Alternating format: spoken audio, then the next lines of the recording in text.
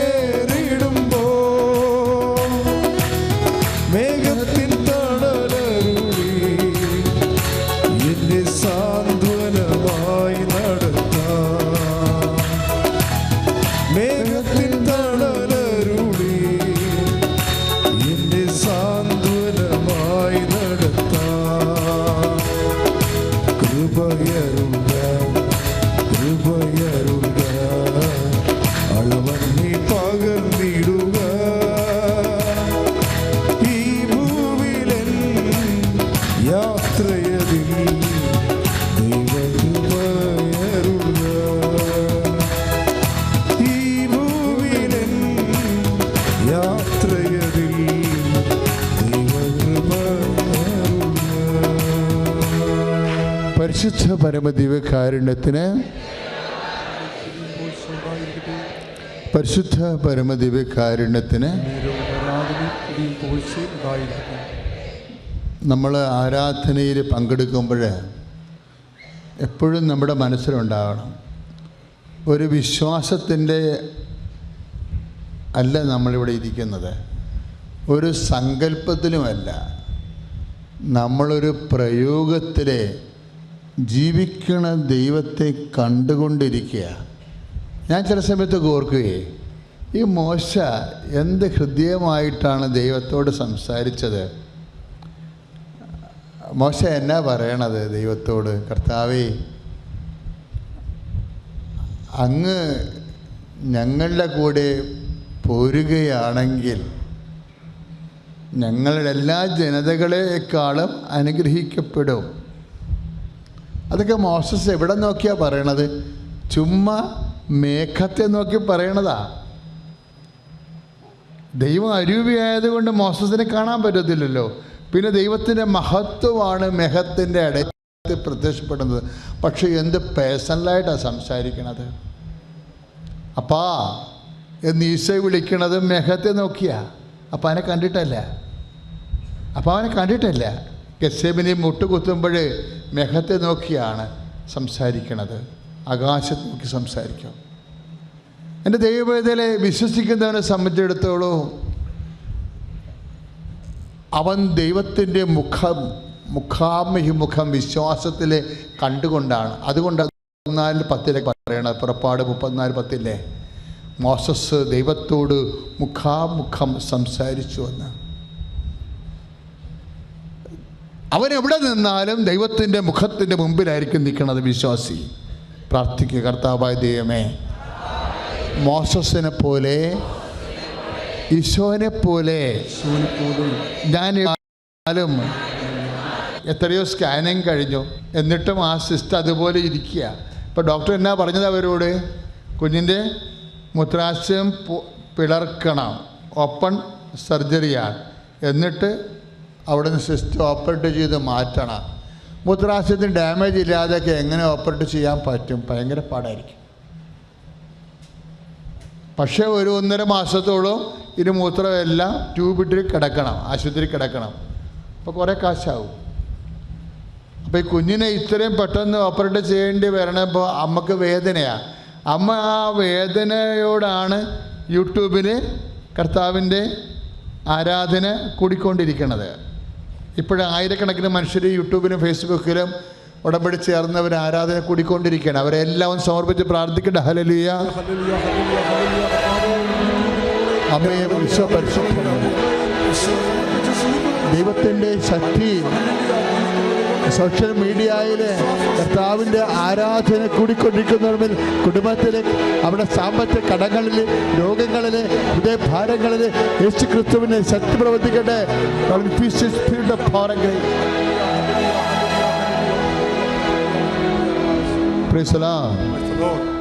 ആ സെക്കൻഡ് പിറ്റേ ദിവസം ഈ കുഞ്ഞിനെയും കൊണ്ട് ആശുപത്രി ചെന്ന് വീണ്ടും 3 സ്കാൻ ചെയ്യുമ്പോൾ എന്താ കാണുന്നത്? യൂട്രസിൽ അങ്ങനെ ഒരു സിസ്റ്റേ ഇല്ല. അത് തന്നെയാണ് ഇപ്പോൾ കുറവരിങ്ങാടത്തെ കുഞ്ഞ് സാക്ഷ്യം പറഞ്ഞതല്ലേ? കുറവരിങ്ങാടത്തെ കുഞ്ഞ് സാക്ഷ്യം പറഞ്ഞില്ല. അവൻ പേടിച്ചുപോയി, അവൾ പേടിച്ചുപോയി സാക്ഷ്യം പറഞ്ഞപ്പോൾ. ആൾക്കാരെ കണ്ട് പേടിച്ച. പക്ഷെ പിന്നെ അത് പറഞ്ഞു. എന്താ സംഭവിച്ചത്? ആരാധന നടന്നുകൊണ്ടിരിക്കുമ്പോൾ ആരാധനയിൽ TV-യിൽ നിന്ന് കർത്താവിൻ്റെ കൈസ്പർശം അനുഭവിച്ചെന്ന്. കൈസ്പർശം അനുഭവിച്ച് അവിടെ എഴുതിയിരിക്കണത് അവൾ ബോധം കെട്ട് വീണെന്നാണ് എഴുതിയിരിക്കണത്. അത് പറഞ്ഞോന്ന് എനിക്കറിയത്തില്ല. അത്രയും ശക്തമായി അതിലൂടെ എല്ലാ കാര്യങ്ങൾക്കും മാറ്റം. അതാണ് ജീവിക്കണ ദൈവവും ആരാധനയും. എൻ്റെ മക്കൾ അതാണ് കൂടണത്. നിങ്ങൾ ജീവനോടെ നേരെ കൃപാസനത്തിൽ വന്ന് കൂടുകയാണ് അല്ലേ? അപ്പം എൻ്റെ മക്കൾ അതനുസരിച്ചിട്ട് സന്തോഷമായിരിക്കണം. അച്ഛൻ്റെ മുഖത്ത് സന്തോഷം എന്താ? കർത്താവിൻ്റെ കൂടെ അമ്മയുടെ നടുക്കും നിൽക്കണത് ഒരു സന്തോഷമാണ്. ശരിക്കും ജനങ്ങൾക്ക് വേണ്ടി ഈശോൻ്റെ അമ്മയുടെ ഇടക്ക് നിൽക്കില്ല. അതിനെത്രയോ പേര് മധ്യസ്ഥം പ്രാർത്ഥിച്ചിട്ടാണ് ഞാനിവിടെ നിൽക്കണത്. ആയിരങ്ങൾ മധ്യസ്ഥ പ്രാർത്ഥന നടത്തിയിട്ടില്ലേ ഇതിന് വേണ്ടി? അപ്പോൾ അതുകൊണ്ട് തന്നെ നിങ്ങൾ സന്തോഷമായി. എന്ത് സാമ്പത്തികമായ കടങ്ങളായാലും എന്ത് രോഗങ്ങളായാലും അമ്മ പ്രത്യക്ഷപ്പെടി മണ്ണിൽ നിന്ന് അമ്മ എന്നെ അനുഗ്രഹിച്ച് ഈശോയുടെ അടുക്കൽ നിന്ന് അനുഗ്രഹം വാങ്ങിച്ചു തന്നേ എന്നെ വിടത്തുള്ളെന്ന് പ്രഖ്യാപിക്കുക, പ്രാർത്ഥിക്കുക. അമ്മ പ്രത്യക്ഷപ്പെട്ട ഈ മണ്ണിൽ നിന്ന് എന്നെ വിടുന്നത് വെറും കൈയോടെ ആയിരിക്കുകയില്ല. കർത്താവിൻ്റെ വചനം ഞാൻ മനസ്സിലാക്കി ഞാനതിന് നന്ദി പറയുന്നു. സ്തുതിക്കട്ടെ. ഹല്ലേലൂയ.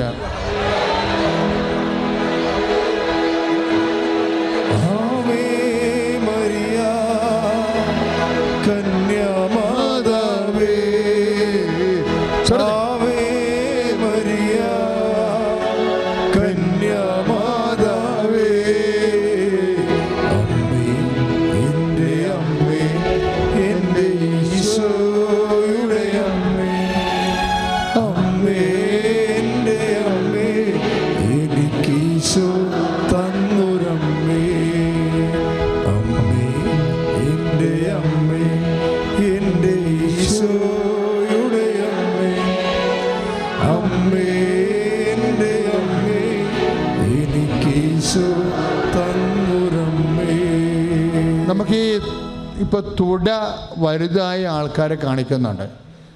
നീര് കയറിയിട്ടേ എങ്ങനെ വന്ന് നീരാണെന്ന് അറിയത്തില്ല. പക്ഷെ തുട ഇങ്ങനെ വലുതായിരിക്കുക, നീര് താഴോട്ടുമില്ല പറ്റണുമില്ല. അങ്ങനെയുള്ളവരെ ഈശോ സ്പർശിച്ചു കൊണ്ടിരിക്കേണ്ട.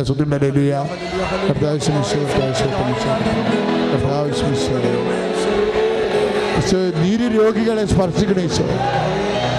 ഈശോ നീതി രോഗികളെ സ്പർശിക്കുന്ന കർത്താവ്. ഈശോ അത്ഭുതകരമായ നീതി രോഗങ്ങളെ ഈശോയുടെ നാമത്തിൽ പൂർണ്ണമായി സൗഖ്യം പ്രാപിക്കട്ടെ.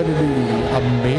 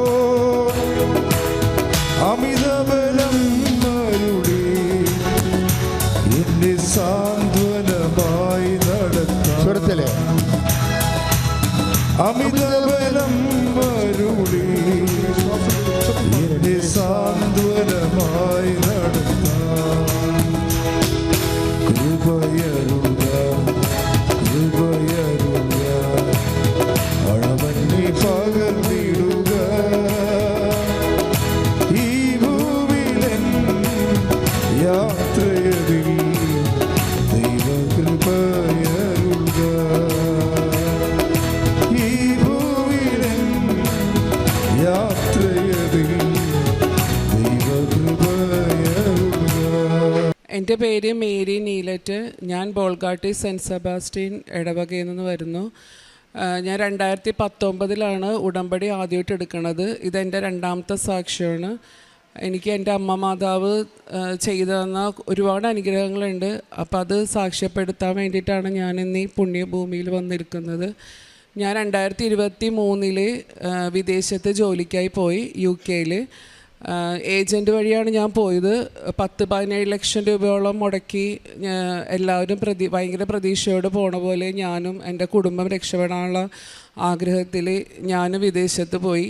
അവിടെ ചെന്ന് അവിടെ ഒരു ഇൻ്റർവ്യൂ എല്ലാം ഉണ്ടായിരുന്നു. ഇവിടെ ഒരുപാട് കഷ്ടപ്പാടും ബുദ്ധിമുട്ടുകളൊക്കെ ഉണ്ടായിട്ടാണ് എനിക്ക് ആ ജോലി ലഭിക്കുന്നത്. അത് ഞാൻ സാക്ഷി ഓൾറെഡി ഞാൻ പറഞ്ഞിട്ടാണ് ഞാൻ പോയത്. അവിടെ ചെന്ന് ഒരു 2 മാസമൊക്കെ ആയപ്പോൾ തന്നേക്കും അവർ ഇൻ്റർവ്യൂ കഴിഞ്ഞ് എൻ്റെ അടുത്ത് പറഞ്ഞ് കാർ ഓടിക്കണം, കാർ ഓടിച്ചാലേ ജോലിക്ക് കയറാൻ പറ്റുള്ളൂ എന്ന് പറഞ്ഞു. ഞാൻ ഇവിടുന്ന് പോണേക്ക് മുമ്പ് ജസ്റ്റ് ലൈസൻസ് എടുത്ത് മാത്രമേ എനിക്കറിയുള്ളൂ. അത് കഴിഞ്ഞ് എനിക്ക് കാറിൻ്റെ ഒന്നും ഇവിടെ ഓടിച്ചൊരു ശീലം ഒന്നുമില്ല. എനിക്ക് തന്നെ ആകെ പേടിയായി. കാർ ഓടിക്കാൻ ഇവിടുത്തെ പോലെ അല്ല അവിടെ എന്ന് പറഞ്ഞാൽ ഒരുപാട് റൂൾസൊക്കെ വേറെയാണ്. അപ്പം ഞാൻ മാതാവിനോട് മാതാവ് എനിക്ക് കാറ് എന്താണെന്ന് എനിക്ക് ക്ലച്ചും ഗിയറൊക്കെ തന്നെ എന്താണെന്നോ എനിക്ക് ശരിക്കും അറിയാൻ പാടില്ല. അന്നേരം പഠിച്ച് വേഗം ഒപ്പിച്ചെന്നല്ലാണ്ട്. അപ്പോഴെൻ്റെ കൂടെ ഉണ്ടായത് ഈ മാതാവിൻ്റെ ഉടമ്പടി എടുത്ത ലോക്കറ്റ് അന്നും ഇന്നും 2019 തുടങ്ങി ഇന്ന് ഞാൻ ഈ ജീവനോട് ഇവിടെ നിൽക്കണ ഈ നിമിഷം വരെ എൻ്റെ കഴുത്തിൽ നിന്ന് ഞാൻ ഈ ലോക്കറ്റ് മാറ്റിയിട്ടില്ല. എൻ്റെ അമ്മ മാതാവിൻ്റെ ഒറ്റൊരു അനുഗ്രഹം കൊണ്ടിട്ടാണ് ഞാൻ ഒറ്റയ്ക്കാണ് പോയ. എന്നെ ഹെൽപ്പ് ചെയ്യാൻ എൻ്റെ കൂടെ എൻ്റെ ഫാമിലി ആരും ഉണ്ടായിരുന്നില്ല. എനിക്ക് അവിടെ ചെന്നിട്ട് അവിടുത്തെ ഒരു കാര്യങ്ങളും എനിക്കറിയാൻ പാടില്ല. നമ്മളുടെ ഇവിടുത്തെ പോലത്തെ ഒരു കാര്യങ്ങളല്ല അവിടെ. പക്ഷെ എന്നാലും മാതാവിൻ്റെ കാശ് രൂപം പിടിച്ച് ഞാൻ പ്രാർത്ഥിക്കും, മാതാവ് എന്നെ സഹായിക്കാൻ ആരുമില്ല, നീ തന്നെ എൻ്റെ കൂടെ ഉണ്ടാവണം, നീ തന്നെ എൻ്റെ കൂടെ നിന്ന് എനിക്കെല്ലാം ചെയ്തു തരണം എന്ന് ഞാൻ ഇപ്പോഴും പ്രാർത്ഥിക്കുമായിരുന്നു. അങ്ങനെ ഞാൻ കാർ ഒരെണ്ണം എൻ്റെ കൂടെ വർക്ക് ചെയ്യണ ഒരു ചേട്ടനായിട്ട് പോയി കാർ ഒരെണ്ണം എനിക്ക് കിട്ടി. പക്ഷേ അതിനി ഓടിക്കാൻ അറിയണമല്ലോ, എന്നാലല്ലേ നമുക്ക് ജോലിക്ക് പോകാൻ പറ്റൂ. ജോലി ഉണ്ടെങ്കിൽ നമുക്ക് അവിടെ നിൽക്കാൻ പറ്റുള്ളൂ. എനിക്ക് വാടക കൊടുക്കണം, എൻ്റേതായിട്ടുള്ള ചിലവ്, നാട്ടിൽ എനിക്ക് എൻ്റെ കടങ്ങൾ തീർക്കാനാണെങ്കിലൊക്കെ നമുക്കത് ആവശ്യമാണ്.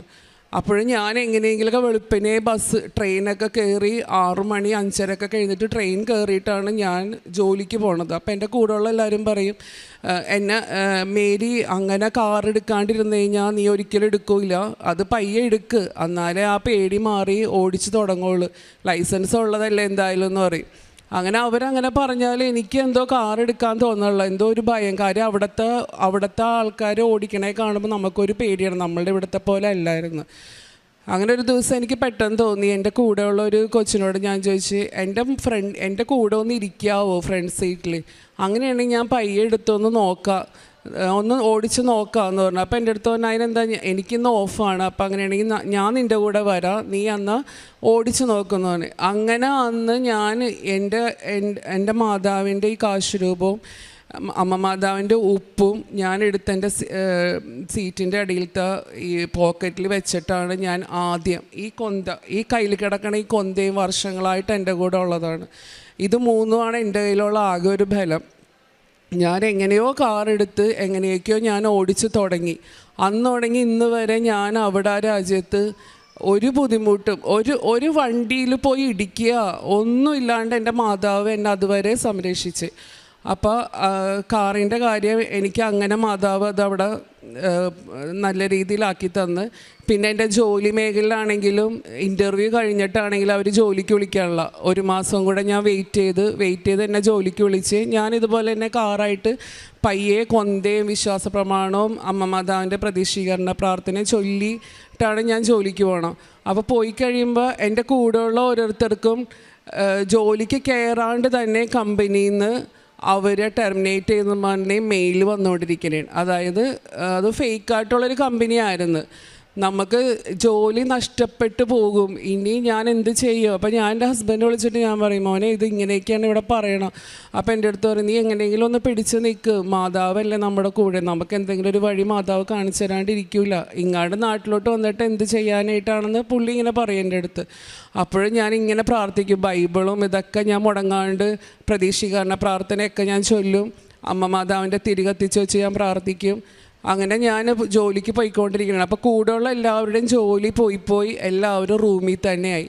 പക്ഷേ എൻ്റെ ജോലി പോണില്ല, പക്ഷേ എനിക്ക് ടെർമിനേഷൻ ലെറ്ററും വരണില്ല. പക്ഷേ എനിക്ക് മെയിൽ വരണത്, മേരി വേറെ ജോലി നോക്കണം, നിൻ്റെ ഫാമിലിനെ കൊണ്ടുവന്നാൽ നിനക്ക് ഈ ജോലി ഇല്ലാണ്ട് ഇവിടെ പറ്റൂല, അപ്പം നീ വേറെ ജോലി അന്വേഷിച്ചോ. എനിക്ക് അങ്ങനെയാണ് മെയിൽ വന്നുകൊണ്ടിരിക്കുന്നത്. കാര്യം എന്നാ കമ്പനിയിൽ നിന്ന് പറഞ്ഞു വിടണമെന്നില്ല, പക്ഷെ അവിടുത്തെ MD ഭയങ്കര പോസിറ്റീവായിട്ട് എൻ്റെ അടുത്ത് സംസാരിച്ച അതൊക്കെ മാതാവിൻ്റെ ഒറ്റൊരു അനുഗ്രഹം കൊണ്ടിട്ടാണ്, അല്ലാണ്ട് എൻ്റെ ഒരു കഴിവൊന്നും അവിടെ ഇല്ല. അപ്പോഴും എനിക്ക് തന്നെ ഒരു അത്ഭുതം. അപ്പോൾ എൻ്റെ കൂടെയുള്ള എല്ലാവരും പറയും, എല്ലാവർക്കും ടെർമിനേറ്റർ ലെറ്റർ വന്നു, മേരിക്ക് മാത്രം എന്താ വരാത്തത്, മേരിക്ക് മാത്രം വന്നില്ലല്ലോ, അത് നല്ല കാര്യം. അപ്പോൾ അവർക്കും വിശ്വാസമായി മാതാവിനോട്. അപ്പോൾ അവർക്ക് ഞാൻ ഈ മാതാവിൻ്റെ പ്രാർത്ഥനയൊക്കെ പറഞ്ഞു കൊടുക്കും, അവരും ചൊല്ലും. അങ്ങനെ നിന്ന് ഒരു ദിവസം ഞാൻ അവിടെ പള്ളിയിൽ കുർബാനയ്ക്ക് പോയപ്പം ജോണി എന്ന് പറഞ്ഞൊരു ചേട്ടൻ, ആ ചേട്ടനെ എനിക്കറിയില്ലായിരുന്നു, പക്ഷെ ആ ചേട്ടന് എന്നെ അറിയാമായിരുന്നു. ആരൊക്കെയോ പറഞ്ഞിങ്ങനെ മേരി എന്ന് പറഞ്ഞൊരു കൊച്ച് ഇവിടെ ഉണ്ട്, ജോലിക്ക് എന്തോ കുറേ തടസ്സങ്ങളൊക്കെ ഉണ്ട്, അപ്പോൾ ആ കൊച്ചിന് വേറെ ആരും ഇല്ല, നമുക്ക് എങ്ങനെയെങ്കിലും ആ കൊച്ചിനൊന്ന് സഹായിക്കണമെന്ന് അവരിങ്ങനെ പറഞ്ഞുകൊണ്ടിരിക്കുമായിരുന്നു എല്ലാവരും കൂടെ. പക്ഷേ ഞാനാണ് മേരിന്ന ഇങ്ങനെ കുറേ ആൾക്കാർ എനിക്കായിട്ട് ദൈവം ഒരുക്കിയിട്ടുണ്ടെന്ന്, മാതാവ് ഒരുക്കിയിട്ടുണ്ടെന്നൊന്നും ഞാൻ അറിയണില്ല. അപ്പോഴും പള്ളിയിൽ പോയി നിന്ന് പ്രാർത്ഥിക്കുമ്പോൾ ഞാൻ പറയുന്നേമേ എല്ലാവരും കുടുംബമായിട്ട് ഇവിടെ വന്ന് കുർബാന കൊള്ളണം, എൻ്റെ മക്കൾ എൻ്റെ ജീവിത പങ്കാളി അവിടെ, ഞാനിവിടെ ഒറ്റയ്ക്ക്, എനിക്കിതുപോലെ എൻ്റെ മക്കളും എൻ്റെ ജീവിത പങ്കാളിയായിട്ട് വന്ന് ഈ അൾത്താരയിൽ കുർബാന കൂടാനുള്ള ഒരു ഭാഗ്യം എൻ്റെ മാതാവ് എനിക്ക് ഒരുക്കി തരണം, എങ്ങനെയെങ്കിലും എൻ്റെ മക്കളെയും കുടുംബത്തെ എനിക്കിവിടെ കൊണ്ടുവരണം. അങ്ങനെ ഞാൻ പ്രാർത്ഥിക്കാൻ തുടങ്ങി. അങ്ങനെ നിന്ന് കഴിഞ്ഞപ്പോഴാണ് എൻ്റെ ജോലിയുടെ ഈ പ്രശ്നങ്ങളെല്ലാം കൂടെ ആയപ്പം ഈ ചേട്ടൻ എൻ്റെ മുമ്പിൽ തന്നെയാണ്. കുർബാന കഴിഞ്ഞ് ഞാൻ അവിടെ മാതാവിൻ്റെ ഒരു സ്റ്റാച്ചു ഉണ്ട്, ആ സ്റ്റാച്ചുവിൽ ഇങ്ങനെ വെച്ച് പ്രാർത്ഥിച്ചുകൊണ്ടിരിക്കുമ്പോൾ ആ ചേട്ടൻ എൻ്റെ അടുത്ത് വന്ന് തിരികെത്തിച്ച് പ്രാർത്ഥിക്കണുണ്ട്. പക്ഷേ ഞങ്ങൾ തമ്മിൽ സംസാരിക്കണമൊന്നുമില്ല. അപ്പം ഞാൻ അവിടെ നിന്ന് പ്രാർത്ഥിച്ചപ്പോൾ ഞാൻ പെട്ടെന്ന് കരഞ്ഞുപോയി. അപ്പം ഞാൻ അതും കഴിഞ്ഞ് ഞാൻ പുറത്തോട്ട് ഇറങ്ങിയപ്പോൾ ഈ ചേട്ടൻ എന്നെ പുറകേന്ന് വിളിച്ചിട്ട് എൻ്റെ അടുത്ത് ചോദിച്ചു, മേരി ആണോ ഇതെന്ന് ചോദിച്ചു. ഞാൻ പറഞ്ഞ അതേ ചേട്ടാ, ഞങ്ങൾ മേരി ഏതാണെന്ന് തപ്പി നടക്കണമായിരുന്നു, ഇവിടെ ഇങ്ങനെ ഒരു ഇതുണ്ട്, മേരി എന്ന് പറഞ്ഞൊരു കുട്ടി ഇവിടെ വന്നിട്ട് കഷ്ടപ്പാട് ഭയങ്കര, അതിന് ജോലിയൊക്കെ നഷ്ടപ്പെട്ട അവസ്ഥയിലിരിക്കണു, അങ്ങനെയൊക്കെ പറഞ്ഞ് അത് കഴിഞ്ഞ് ജോണി ചേട്ടൻ സത്യം പറഞ്ഞു കഴിഞ്ഞാൽ ദൈവം നമ്മുടെ മുമ്പിൽ നേരിട്ട് പ്രത്യക്ഷപ്പെടണമല്ല, ദൈവം മനുഷ്യരുടെ രൂപത്തിലും പല രൂപത്തിലും നമ്മളെ സഹായിക്കാനായിട്ട് ദൂതന്മാരെ അഴക്കും എന്ന് പറഞ്ഞതിൽ സത്യമായിട്ടുള്ളൊരു അനുഭവം ഞാൻ ജീവിതത്തിൽ അനുഭവിച്ചറിഞ്ഞതാണ്. ആ ചേട്ടൻ എൻ്റെ അടുത്ത് വന്ന് സംസാരിച്ച് ആ ചേട്ടൻ എൻ്റെ അടുത്ത് പറഞ്ഞു, നീ വിഷമിക്കണ്ട, നമുക്ക് നോക്കാം. ആ ചേട്ടൻ്റെ മോൻ്റെ കൂട്ടുകാരൻ്റെ വൈഫ് അവിടെ നഴ്സിംഗ് ഹോമിൽ വർക്ക് ചെയ്യുന്നുണ്ട്, അപ്പോൾ ഞാൻ ഒന്ന് സംസാരിക്കട്ടെ, അവിടെ വല്ല വേക്കൻസി ഉണ്ടാകുമെന്ന് നോക്കട്ടെ, അങ്ങനെയാണെങ്കിൽ നമുക്ക് എന്താണെന്ന് ചെയ്യാം, നീ വിഷമിക്കേണ്ട. അപ്പോൾ എൻ്റെ അവസ്ഥകളെല്ലാം, ഞങ്ങൾക്ക് ഇവിടെ ഒരു വീടുണ്ടായതാണ്, 2 വർഷം ഞങ്ങൾ താമസിച്ചുള്ളൂ. ആ വീട് വിറ്റ് എൻ്റെ ഹസ്ബൻഡിന് കൊറോണ വന്നപ്പോൾ ബിസിനസ്സൊക്കെ ആകെ പൊളിഞ്ഞ് ഞങ്ങൾക്ക് ലോൺ അടക്കാൻ പറ്റാത്ത അവസ്ഥയായി. അങ്ങനെയൊക്കെ ആകെ ഗതികെട്ട് ഇവിടെ നിന്നാൽ എൻ്റെ മക്കളാണെങ്കിൽ CBSE പഠിച്ചിട്ട് എൻ്റെ മക്കൾ പള്ളി സ്കൂളിലൊക്കെയാണ് പിന്നെ കൊണ്ടാക്കേണ്ടി വന്നത്, എൻ്റെ മോളെയൊക്കെ. അപ്പോൾ അങ്ങനെ ഒരുപാട് കഷ്ടപ്പാടിലൂടെ പോയിട്ട് അപ്പോൾ ജോണിച്ചേട്ടൻ എൻ്റെ അടുത്ത് പറഞ്ഞു, വേണ്ട വിഷമിക്കണ്ട, നമുക്ക് എന്തെങ്കിലും വഴി ഉണ്ടാവും, നീ പ്രാർത്ഥിക്കണല്ലേ മാതാവിനോട് എന്ന് പറഞ്ഞു. അങ്ങനെ ഞങ്ങൾ അപ്പോൾ ജോണിച്ചേട്ടൻ ആ കൊച്ചിനെ വിളിച്ച് പള്ളിയിലെ കുർബാന എന്തോ പിന്നത്തെ ആഴ്ച കുർബാന കഴിഞ്ഞപ്പോൾ ആ ചേച്ചിനെ കണ്ടപ്പം ചോദിച്ച് അവിടെ എന്തെങ്കിലും വേക്കൻസി ഉണ്ടോ, ഇങ്ങനൊരു കുട്ടിയുണ്ട്. അപ്പോൾ ആ ചേച്ചി പറഞ്ഞു, വേക്കൻസി 2 പേര് ഡെലിവറിക്ക് പോകാൻ നിൽപ്പുണ്ട്, അപ്പോൾ ഒന്ന് ആപ്ലിക്കേഷൻ കൊടുത്ത് നോക്കാൻ പറ കൊച്ചിനോട്, കിട്ടണമെങ്കിൽ ഭാഗ്യമായി എന്ന് പറഞ്ഞു. അങ്ങനെ ജോണിച്ചേട്ടൻ എന്നെ വിളിച്ച് പറഞ്ഞ്, എൻ്റെ രക്തബന്ധമല്ല ഒന്നുമല്ല, പക്ഷേ ആ ചേട്ടൻ എൻ്റെ അപ്പനെ പോലെയോ ചേട്ടനെ പോലെയോ എന്നെ കൂടെ കൊണ്ടുപോകണേണ്. എൻ്റെ അടുത്ത് പറഞ്ഞു, നീ വിഷമിക്കേണ്ട, ആ ചേട്ടൻ ടാക്സി ഓടിക്കണം അവിടെ, കുടുംബമായിട്ട് 23 വർഷമായിട്ട് UK ജീവിക്കണ ഒരു ചേട്ടനാണ്. അപ്പോൾ ചേട്ടൻ എൻ്റെ അടുത്ത് പറഞ്ഞു, നാളെ ഞാൻ നിൻ്റെ കൂടെ വരാം, നാളെ നിനക്ക് ഓഫാണെന്ന് വെച്ചു. ഞാൻ പറഞ്ഞു, എനിക്ക് നാളെ ഓഫാണ്, പോവണ്ട, എങ്കിൽ നമുക്ക് രാവിലെ തന്നെ പോയിട്ട് അവിടെ ആപ്ലിക്കേഷൻ കൊടുത്ത് നോക്കാം, നീ കൊടുക്കുക അവിടെ എന്ന് പറഞ്ഞു. അങ്ങനെ എന്നെ ആ ചേട്ടൻ ചേട്ടൻ്റെ വണ്ടിയിലാണ് എന്നെ കൊണ്ടുപോകണം. അങ്ങനെ അവിടെ ചെന്ന് ഞാൻ ആപ്ലിക്കേഷൻ കൊടുത്തപ്പോൾ അവരെൻ്റെ അടുത്ത് പറഞ്ഞു, മേരി ഇപ്പോൾ പൊക്കോ, ഇന്നിപ്പോൾ തിങ്കളാഴ്ച മൺഡേ ആയതുകൊണ്ടിട്ട് ബിസിയാണ്, അപ്പോൾ ഞങ്ങൾ ഇൻ്റർവ്യൂവിൻ്റെ ഷെഡ്യൂൾ ഇട്ടിട്ട് മെയിൽ ചെയ്യാം, അന്നേരത്തേക്ക് വന്നാൽ മതി എന്ന് പറഞ്ഞു. ഞാനങ്ങനെ ഓക്കേയും പറഞ്ഞ് ഞാൻ പോന്നു. അപ്പോഴൊക്കെ എൻ്റെ ഈ കഴുത്തിൽ ഈ കൊന്തയും ഈ മാതാവിൻ്റെ കാശുരൂപം അല്ലാണ്ട് ഈ കൊന്തയും കഴുത്തിൽ കിടണ കൊന്തയും അതല്ലാണ്ട് എനിക്ക് വേറെ ഒന്നുമില്ല. എൻ്റെ കൂടെ ആരോ ഉണ്ട്. ഞാൻ പോണ വഴികളൊക്കെ എനിക്കിങ്ങനെ തുറന്നു കിട്ടണം. എനിക്കതാണ് മഹാത്ഭുതം. കാര്യം വേറെ ഒരു മനുഷ്യർ നമ്മളെ സഹായിക്കണില്ല. മാതാവ് ഇങ്ങനെ കൊണ്ടുകൊണ്ട് നടക്കണ പോലെയാണ് എനിക്ക് അനുഭവങ്ങൾ ഉണ്ടാവണം.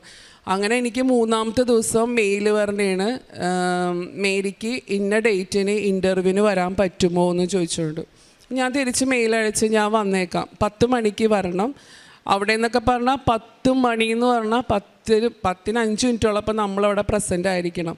ഇവിടത്തെ പോലെ നമുക്കൊരു ഇത്തിരി വൈകി കഴിഞ്ഞാലൊന്നും നമ്മളെ കയറ്റൂല. ഞാൻ അങ്ങനെ ആ ചേട്ടൻ തന്നെ എൻ്റെ അടുത്ത് പറഞ്ഞ് വിഷമിക്കേണ്ട, എനിക്ക് നാളെ ഓട്ടം കഴിഞ്ഞിട്ട് റെഡിയായി നിന്നോ, നമുക്ക് ഒരുമിച്ച് പോകാം, നീ എന്നിട്ട് അകത്ത് കയറി കണ്ടാൽ മതി എന്ന് പറഞ്ഞു. അങ്ങനെ ഞാൻ അവിടെ ചെന്നപ്പോൾ ഞാൻ പ്രാർത്ഥിച്ചു, മാതാവേ ഞാൻ ഇന്ന് ഇൻ്റർവ്യൂവിന് പോണേ, എനിക്ക് എൻ്റെ കുടുംബത്തിന് ഇവിടെ കൊണ്ടുവരണം, ഞങ്ങളുടെ കടങ്ങളെല്ലാം തീർത്ത് ഒരു സമാധാനമായിട്ടുള്ള ജീവിതം എനിക്ക് എൻ്റെ ജീവിത പങ്കാളിയും മക്കളും കൂടെ ഉണ്ടാവണം, അതിനെനിക്കിത് കിട്ടിയേ പറ്റൂ. ഞാൻ അങ്ങനെ മാതാവിൻ്റെ ഇതുപോലെ തന്നെ ഈ ഉപ്പും ഈ കാശുരൂപവും മാതാവിൻ്റെ ഈ ഉടമ്പടി ബുക്കും ഞാൻ എപ്പോഴും കാറിലെടുത്തിടും. ഉടമ്പടി ബുക്കും കാറിലെടുത്തിട്ടിട്ട് ഞാൻ ചേട്ടൻ്റെ കൂടെ എൻ്റെ സർട്ടിഫിക്കറ്റ് എല്ലാം എടുത്ത് ഞാൻ അവിടെ ചെല്ലണേ. അവിടെ ചെന്ന് അവരെനിക്ക് ഇൻ്റർവ്യൂ ചെയ്ത് അപ്പം ഞാൻ പറഞ്ഞു, മാതാവ് എനിക്ക് മാതാവിനെ ലേഡി ആണെങ്കിൽ മാതാവിനെ പോലത്തെ ഒരു സ്ത്രീ ആയിരിക്കണം എൻ്റെ ഫ്രണ്ടിലുണ്ടാവണം, അതല്ല ഇനി ആണാണെങ്കിൽ എൻ്റെ യേശുകുമാരനെ പോലത്തെ എൻ്റെ ഈശോ അപ്പച്ചനെ പോലത്തെ ഒരാളായിരിക്കണം എൻ്റെ മുമ്പിലുണ്ടാവണം. എനിക്കാണെങ്കിൽ അവിടെ ചെന്നിട്ട് നമ്മളുടെ ഇവിടുത്തെ പോലത്തെ ഇംഗ്ലീഷ് അല്ല, അവിടുത്തെ ഇംഗ്ലീഷ് ഒരുപാട് വ്യത്യാസമുണ്ട്, അത് നിങ്ങൾക്ക് എല്ലാവർക്കും അറിയാവുന്നൊരു കാര്യമാണ്. പക്ഷേ അവിടെ ചെന്നിരുന്നിട്ട് ഞാനല്ല വേറെ ആരോ എൻ്റെ മാതാവ് എന്നെ കൊണ്ട് ഇങ്ങനെ പറയിപ്പിക്കണമല്ലോ, അവർ ഓരോ ക്വസ്റ്റ്യൻസ് ചോദിക്കുമ്പോൾ ഒക്കെ ഞാനിങ്ങനെ അത് ഈ ഉടമ്പടി ലോക്കറ്റ് എൻ്റെ കഴുത്തിൽ കിടക്കണം, ഞാനിങ്ങനെ പറയണേ, എനിക്ക് തന്നെ അറിയാൻ പാടില്ല ഞാൻ എന്തുട്ടൊക്കെയാണ് പറയണേന്ന്. പക്ഷെ അവർ ചോദിക്കണതിനൊക്കെ ഇങ്ങനെ മണിമണി പോലെ ആൻസർ പറയണേ. അതെല്ലാം കഴിഞ്ഞ് അവരങ്ങാടും ഇങ്ങോട്ട് എന്തൊക്കെയോ സംസാരിച്ചു. അത് കഴിഞ്ഞ് കുറച്ച് നേരം കഴിഞ്ഞപ്പോൾ എൻ്റെ അടുത്ത് ഞാൻ അങ്ങാട് ചോദിക്കുന്നുണ്ട്, നിങ്ങൾക്ക് എന്നെ ഇഷ്ടമായോ, നിങ്ങൾ എന്നെ സെലക്ട് ചെയ്യുമോ എന്ന് ഞാൻ കരഞ്ഞു പോയി. ഞാൻ ചോദിച്ചപ്പോൾ എൻ്റെ അടുത്ത് അവർ പറഞ്ഞ്, നിനക്കെന്താ വിഷമം, നീ എന്താ കരയണം? ഞാൻ പറഞ്ഞു, ഞാൻ ഇങ്ങനെയാണ് എനിക്ക് പക്ഷേ അതിൽ ഒരു ശാശ്വതമല്ല, അവരിങ്ങനെ പറയണം, എൻ്റെ അടുത്ത് ജോലി വേറെ അന്വേഷിക്കാൻ പറയണു എന്നൊക്കെ പറഞ്ഞപ്പോൾ അവർ പറഞ്ഞു, ഏജൻറ്റ് ത്രൂ വന്ന എല്ലാവർക്കും ഇങ്ങനത്തെ പ്രശ്നങ്ങളുണ്ട്, ചിലതൊക്കെ ഫേക്കായിരിക്കും, നീ വിഷമിക്കേണ്ട, നിന്നെ ഞങ്ങൾ സെലക്ട് ചെയ്തേക്കണ്, നിനക്ക് അവിടെ ജോലി ഞങ്ങൾ തരാം എന്ന് എൻ്റെ അടുത്ത് പറഞ്ഞു. എനിക്ക് സത്യം പറഞ്ഞു കഴിഞ്ഞാൽ എനിക്കറിയാൻ പാടില്ല എനിക്ക് ആ ജോലി. കാര്യം എൻ്റെ കൂടെയുള്ള ഇപ്പോഴും ആദ്യത്തെ കമ്പനിയിൽ വന്ന ഒരുപാട് പേര് ഇപ്പോഴും ജോലി കിട്ടാണ്ട് അവിടെ ഒരുപാട് ബുദ്ധിമുട്ടി നടക്കുന്നുണ്ട്. പക്ഷേ എനിക്ക് ഒരുപാട് സ്ഥലങ്ങളിലൊന്നും പോകേണ്ടി വന്നില്ല. ആകെ ഒറ്റൊരു സ്ഥലത്തെ ഞാൻ ആപ്ലിക്കേഷൻ കൊടുത്തോളൂ. മാതാവ് എന്നെ ആ ഒരു സ്ഥലത്ത് തന്നെ എനിക്ക് ജോലിക്കായിട്ട് നിയോഗിച്ചെന്നെ. അത് കഴിഞ്ഞ് അവർ പറഞ്ഞ്, ഞങ്ങൾ COS തരണോളാം, ഞങ്ങൾ വിസ തരാം. അങ്ങനെ എനിക്ക് 5 വർഷത്തെ വിസ എൻ്റെ കയ്യിൽ നിന്ന് ഒരു 10 പൈസ രണ്ടാമത് ചിലവില്ലാണ്ട് അവിടെ 12-13 ലക്ഷം രൂപ കൊടുത്തിട്ടാണ് ഓരോരുത്തർ കയറണം. പക്ഷേ രണ്ടാമത് എനിക്ക് 10 പൈസ ചിലവില്ലാണ്ട് എനിക്ക് അവർ വിസ അടിച്ചു തന്ന് എൻ്റെ കുടുംബവും എൻ്റെ ജീവിത പങ്കാളി എൻ്റെ മക്കളെ എനിക്ക് അവിടെ കൊണ്ടുവരാൻ പറ്റി. ഇന്ന് ഞങ്ങൾ കടങ്ങൾ ഒതുക്കിയെടുക്കാന്ന് വെച്ചാൽ കടങ്ങൾ ഒരുവിധമൊക്കെ വീട്ടിൽ പയ്യെ സമാധാനത്തോടെ ഞങ്ങളിവിടെ ജീവിക്കണം. അപ്പോൾ അന്ന് തുടങ്ങി എൻ്റെ ഒരു ആഗ്രഹമായിരുന്നു, എന്ന് നാട്ടിൽ ഞാൻ വരണോ അന്ന് എനിക്ക് ഈ അൾത്താരയിൽ വന്ന് എനിക്ക് കിട്ടിയ അനുഭവം എല്ലാവരോടും പറയണം, എല്ലാവർക്കും അതൊരു പ്രചോദനം ആവണം. മാതാവ് നമ്മ വിശ്വസിച്ച് പ്രാർത്ഥിച്ചാൽ, നമ്മുടെ ഉള്ളിൽ വെറുപ്പ് ഒന്നുമില്ലാണ്ട് നമ്മൾ വിശ്വസിച്ച് നല്ലത് പ്രവർത്തിച്ചാൽ തീർച്ചയായിട്ടും ഞാൻ പറഞ്ഞ മാതാവും ഈശോകുമാരനും നമ്മളുടെ കൂടെ ഉണ്ടാവും. നമ്മളറിയാണ്ട് നമ്മളുടെ ഓരോ കാര്യങ്ങൾ നടന്നു പോകും. ഞാൻ പോയിട്ട് ഇപ്പം 3 വർഷം ആവണു. ഞാൻ 17-ാം തീയതി ഞാൻ വന്നു. ഞാനും എൻ്റെ മോളും കൂടെ എൻ്റെ ജീവിത പങ്കാളിയും എൻ്റെ മോനും വന്നില്ല. മോന് കോളേജ് ഉള്ളതുകൊണ്ടിട്ട് എൻ്റെ ഹസ്ബൻഡും മോനും അവിടെ നിൽക്കണേണ്. ഞങ്ങൾ അഖണ്ഡ ജപമാലയ്ക്ക് ഞാനും എൻ്റെ മോളും കൂടെ പങ്കെടുത്ത് വന്ന്. എൻ്റെ മൂത്ത ബ്രദറും വൈഫും പിള്ളേരും ഉണ്ടായിരുന്നു. ഇന്നിപ്പോൾ എൻ്റെ ഇളയ ബ്രദറും ഒരുപാട് ഞങ്ങളുടെ വീട്ടിൽ ഒരുപാട് അനുഭവങ്ങൾ മാതാവ്. എൻ്റെ ഇളയ ബ്രദറിന് വീടുണ്ടായില്ല, അത് സാക്ഷ്യം പറയാൻ എൻ്റെ നാത്തും വന്നിട്ടുണ്ട്, അത് അവൾ പറയും. അതും അവർക്ക് മാതാവ് നടത്തി തന്ന്. അങ്ങനെ എല്ലാ കാര്യങ്ങളും കോടാനുകോടി അനുഗ്രഹങ്ങൾക്കും കൃപകൾക്കും ഞാൻ നന്ദി പറയുന്നു. കാരുണ്യ പ്രവർത്തനങ്ങൾ ഞങ്ങളുടെ അവിടെ ഒരു അസോസിയേഷൻ ഉണ്ട്, വലിയ അസോസിയേഷനാണ്. അപ്പോൾ അതിലിങ്ങനെ രോഗികൾക്കായിട്ടൊക്കെ നമ്മൾ ഇങ്ങനെ പിരിക്കും. പിന്നെ എന്തെങ്കിലും ഇതുപോലെ ജോലിയില്ലാണ്ട് ബുദ്ധിമുട്ടുന്ന ആൾക്കാർക്ക് എല്ലാവരും കൂടെ പിരിച്ച് എന്തെങ്കിലും സഹായിക്കുകയും ചെയ്യും. അപ്പോൾ അതിൽ ഞാനും എൻ്റെ ഹസ്ബൻഡൊക്കെ ചെയ്യും. പിന്നെ എൻ്റെ മുമ്പിൽ, അതാണ് എനിക്ക് ഏറ്റവും കൂടുതൽ പറയാനുള്ളത്, എൻ്റെ മുമ്പിൽ ഇന്നും ഒരാൾ വന്നു കഴിഞ്ഞ് കഴിഞ്ഞാൽ ഞാൻ എങ്ങനെയെങ്കിലും അവരെ പറഞ്ഞ് ഞാൻ പ്രോത്സാഹിപ്പിക്കും. മാതാവിൻ്റെ കാര്യം ഞാൻ പറയും. ഇങ്ങനെ വിഷമങ്ങളൊക്കെ പറയുമ്പോൾ ഞാൻ പറയും, നിങ്ങൾ എന്തിനാണ് വിഷമിക്കണം? ഞാൻ ഈ കാശ് രൂപ എടുത്ത് കാണിച്ചു കൊടുത്തിട്ട് പറയും, കൃപാസനം മാതാവിൻ്റെ അടുത്ത് ചെല്ലുക, മാതാവിൻ്റെ അടുത്ത് കയ്യിലോട്ട് കൊടുത്താൽ മതി, നമ്മൾ പേടിക്കേണ്ട, നമ്മളുടെ കാര്യങ്ങൾ ഓരോന്നും നമ്മളറിയാണ്ട് തന്നെ നടന്നു പൊക്കോളും എന്ന് പറയും. പിന്നെ എൻ്റെ അനുഭവങ്ങളൊക്കെ ഞാൻ എല്ലാവരോടും സാക്ഷ്യമായിട്ട് ഞാൻ പറയും. ആരെൻ്റെ മുമ്പിൽ വന്നാലും ഞാനും എൻ്റെ ജീവിത പങ്കാളി ഞങ്ങൾക്ക് എൻ്റെ അനുഭവങ്ങൾ സാക്ഷ്യമായിട്ട് മാതാവിനോട് ഇങ്ങനെ പറഞ്ഞു, മാതാവിൻ്റെ ആ സാക്ഷ്യം അനുഗ്രഹങ്ങൾ മറ്റുള്ളവരോട് ഇങ്ങനെ പറയും. നമുക്ക് പറഞ്ഞാലും തീരുമില്ല അത്. അപ്പോൾ അങ്ങനത്തെ കാരുണ്യ പ്രവൃത്തികളും കാര്യങ്ങളൊക്കെ ഞങ്ങളവിടെ ചെയ്യുന്നുണ്ട്. എനിക്കും എൻ്റെ കുടുംബത്തിനും ഇതുവരെ ചെയ്തെന്ന എല്ലാ അനുഗ്രഹങ്ങൾക്കും എൻ്റെ ഈശോപ്പനും മാതാവിനും ഞാൻ കോടാനുകോടി അനുഗ്രഹവും നന്ദിയും പറയുന്നു.